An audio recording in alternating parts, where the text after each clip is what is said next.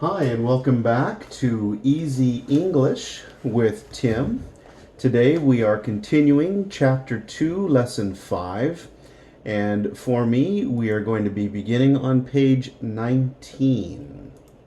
We're going to use the positive and also the negative. This is going to be a review. For negatives, we use the word don't. Hey, positive, use the dictionary. Negative, don't use a dictionary. Now you can use a or the for this sentence. It doesn't matter. It's not going to change it. Go to class. Negative, don't go to class. Use the dictionary. Don't use a dictionary. Go to class. Don't go to class. Next page, continuing with the review. Ask the teacher questions. Negative, don't ask the teacher questions. Ask the teacher questions. Don't ask the teacher questions. So practice that word don't. Don't. Write in your notebook. Negative. Don't write in your notebook. Write in your notebook. Don't write in your notebook.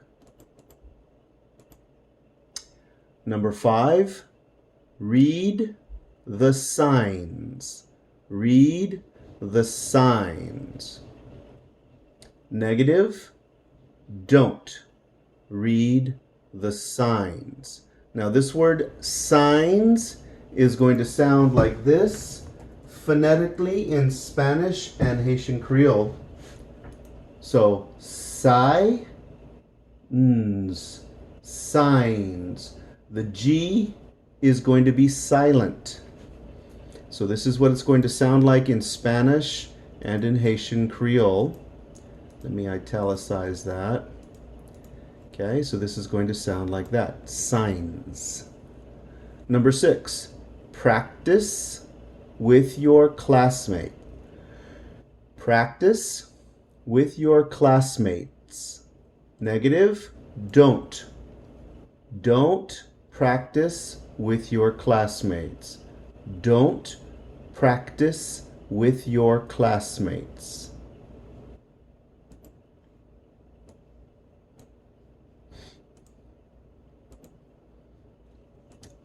Okay, let me put these back. Okay.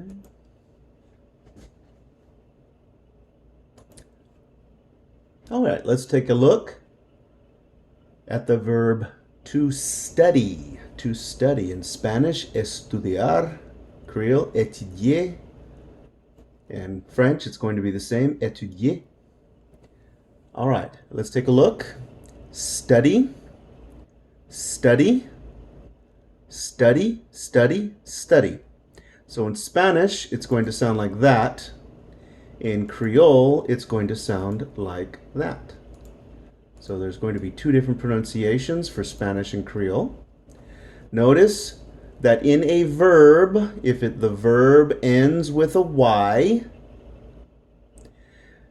in third person, we change the Y to I-E-S. So this is studies. I study.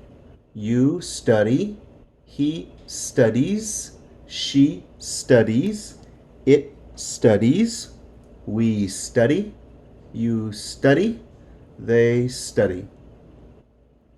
Okay, this is an interesting thing that we do in English because we can do this with verbs that end in Y, but we also use this rule for objects, for nouns that end in Y. For example, the word strawberry ends in Y. To make it plural, we change the Y to IES. Strawberries. Strawberries. Okay?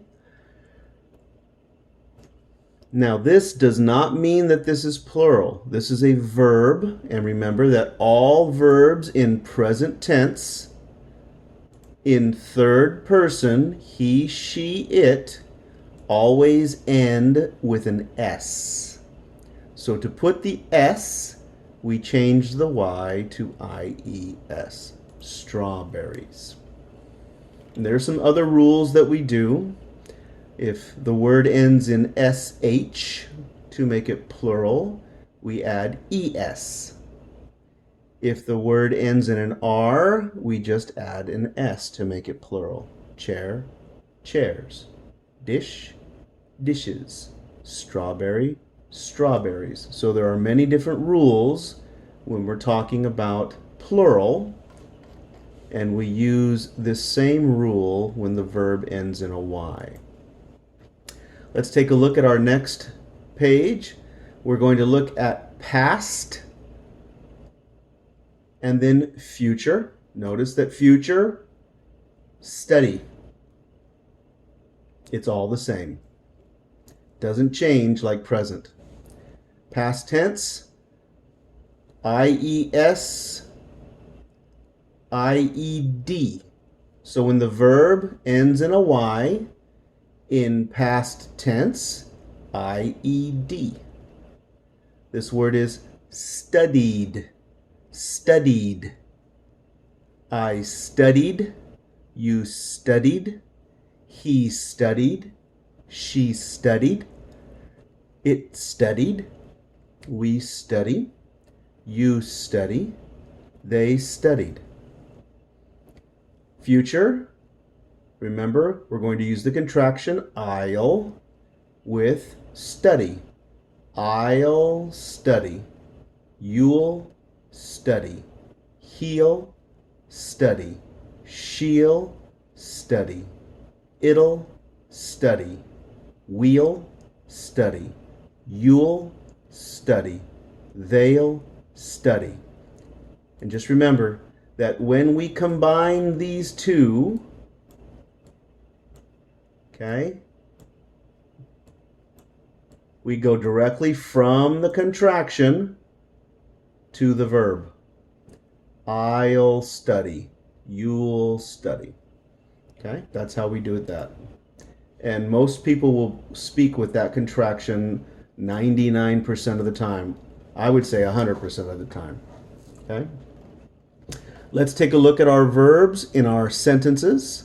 I study my notes. I studied my notes. Future. I'll study my notes. Present continuous, it's happening right now. Está pasando ahora, la pasecuña. I'm studying my notes. So let's take a look at our questions. Green with green, purple with purple. What do you do? I study my notes. Past tense. What did you do? I studied my notes. Future tense. What will you do? I'll study my notes. Present continuous. What are you doing? I'm studying my notes. All right, let's take a look at the verb to go. Now, the verb go is a very strange verb, just like it is in Spanish. It changes completely in past tense. Okay, so we're going to use the present first, then we're going to go into past tense. I go, you go, he goes, she goes, it goes, we go, you go, they go. Notice that when the word or verb ends with an O, to put an S, we add ES, even though the E is silent. One more time. I go, you go, he goes, she goes, it goes, we go, you go, they go.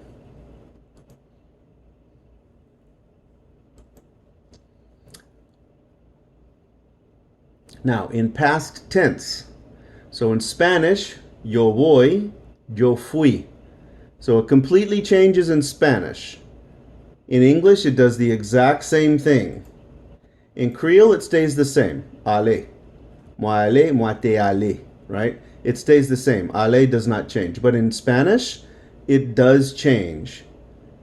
Yo voy, yo fui. I go, I went. The word is completely different. In English also. So this word is went.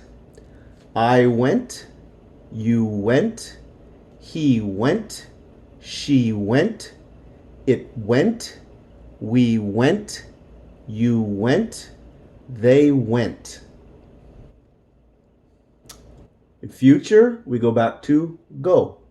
I'll go, you'll go, he'll go, she'll go, it'll go, we'll go, you'll go, they'll go. Let's take a look at our sentences. They go to the market. Here's your market. They go to the market. Past tense. They went to the market yesterday. Ayer. Yesterday. Future. They'll go to the market tomorrow. They'll go to the market tomorrow. Present continuous. We have the contraction they are. Now it's there. They're going to the market. They're going to the market. Okay, that means están en el camino. They're on the way. Ya pali. Right? Ya pali. They're going. Okay. I think we're going to stop right there today. Thank you so much for joining me and learning English with me. I appreciate you coming. We'll see you next time when we continue with Chapter 2, Lesson 5, Part 3. Remember, practice, practice, practice.